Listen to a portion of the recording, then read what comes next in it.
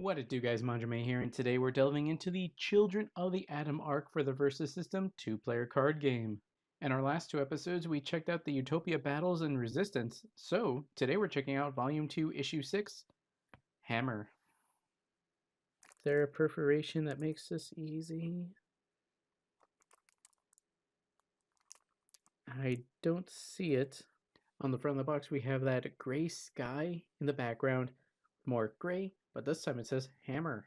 We have, I think that's Mimic, Dakin, and Bullseye masquerading as Hawkeye, Wolverine, and I don't think he's masquerading as anyone. I think he's just his own thing.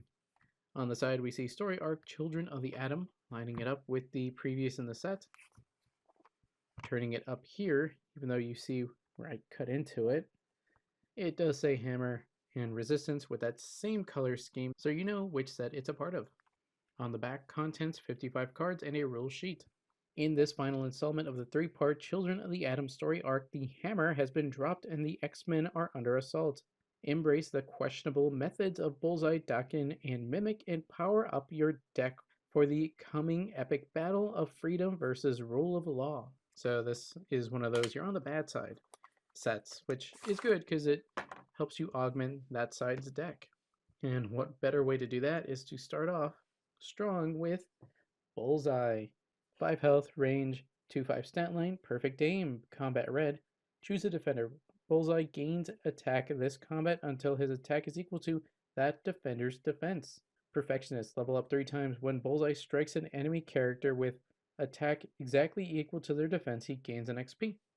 So you would use his perfect aim ability or go for like a 1 or 2 cost character where it actually would be equal. His level 2 now has a 4/8 stat line. Everything's a weapon, main yellow. Put a card from your deck into your KO pile. If it's an character, daze an enemy character. Equipment, wound an enemy character. Location, move an enemy character to another of its rows. Plot twist, stun an enemy character. That's a really good one. Now for Dakin, 5 health, 4/3 stat line. I'm not my father. During either player's turn, combat red, Dakin gets +3 attack this combat. I'm supposed to be him. Level up 4 times. When Dakin stuns an enemy character in combat, he gains an XP. If it's Wolverine, he gets 4 instead. So he fights Wolverine, stuns him 1 time. Right away, he's going to level up to his level 2. Has a 6/6 stat line, Berserker, Lethal, and Regeneration, which is really good 3 to have. I mean, you get to this, and he's pretty much good. On to Mimic. 4 health, little low. 2/2 stat line, little low. Checkered past. You start the game with an absorption history, which is probably going to be in the paperwork there. Power hungry, level up 6 times. When another character appears, Mimic gains an XP. His level 2 has 4/4 stat line and power thirsty. He was power hungry, now he's power thirsty. Level up 5 times, implying a level 3. When another character appears, he gains an XP. So you have to get out 11 characters? Hopefully there's a lot of cheapos. Okay, cool. So it's like dirty. Like you literally can't you can't really see it in the recording, but it looks like dirty or something. Well, kind of see it. No, yeah, you can see it a little bit. Anyway, yeah, his level 3 still has 4 health, so that's not great, but he has a 6/6 stat line, which is pretty decent for a level 2. For a level 3, a little low. And no effect, other than it looks kind of dirty on the card, but can't super tell in the video. Here's one of the super cheap ones that will help Mimic level up faster. Hammer Enforcer, 1 cost, 1 health, range, 2/1 stat line, Swarm, and Soldier. Cool if he had Legion so you would have more copies, but nah, you know what, this is fine. Victoria Hand, 1 cost, 1 health, 1/3 stat line, Agent, and Right Hand Woman. The first time a main character on your side uses a green superpower each turn, you may pay 1 less green. Oh, she's a must-have for a lot of decks, I'm sure. Ghost. 2 costs, 1 health, range, 3/3 stat line, intangible. Ghost can't strike or be struck in melee combat. Invisible. Ghost doesn't protect characters and can attack protected characters. This is the same Ghost, or is the inspiration for the MCU character Ghost from Ant-Man and the Wasp. Now we have Grizzly. 2 costs, 2 health, 5/2 stat line, and no effect.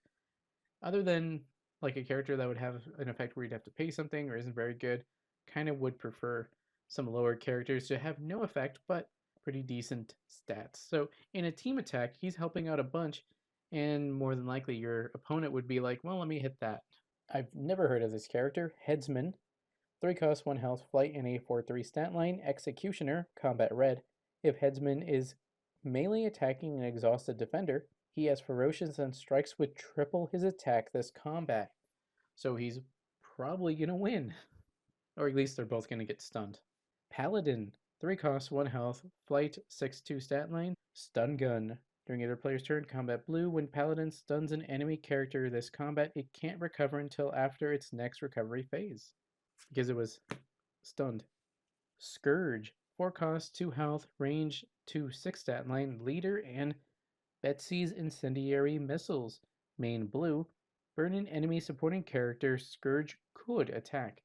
Now that means they'd have to be unprotected and something he could hit. Since he has range, he could do it from his back row into the front row or in the front row into the front row. He can't go over characters that are protected, however. Mr. X, who kinda looks like Johnny Cage. 5 cost, 1 health, 6/9 stat line, I can predict your every move. While an enemy character is in solo combat with Mr. X, its current attack and defense can't be higher than its printed attack and defense.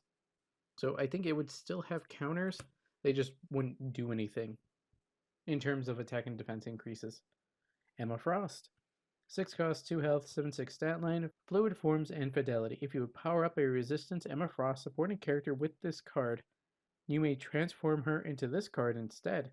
Organic diamond form. When this card appears or is transformed into, she gets +4 defense this turn. So very much a defensive form with 10 defense that turn. This one honestly reminds me of like the QB from Naruto, the Void. 7 cost, 1 health, flight range, 8/8 stat line, no escape. When the Void appears, KO each sentry supporting character. Sentry supporting characters cannot appear. Only has 1 health though. Now this seems to be more of a Trask plot twist, but we have mob mentality. Your main character may pay an earth.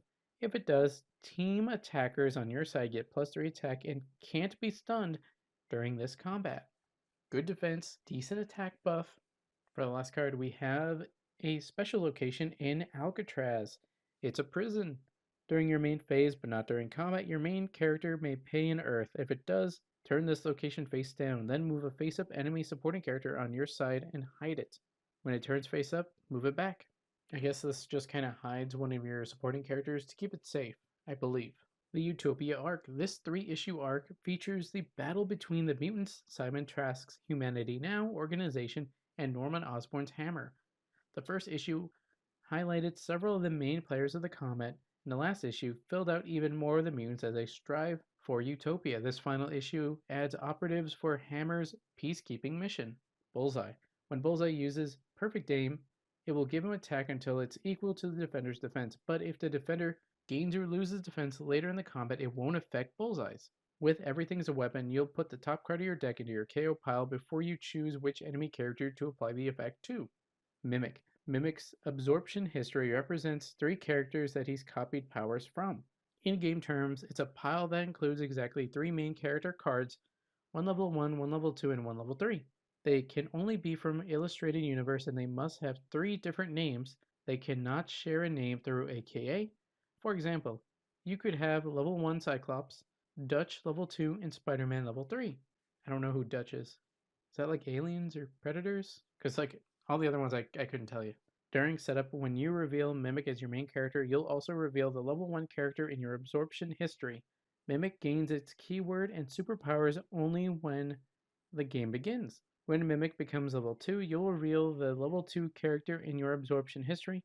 Mimic now gains keyword and superpowers and loses the powers of the level 1 character he was previously copying.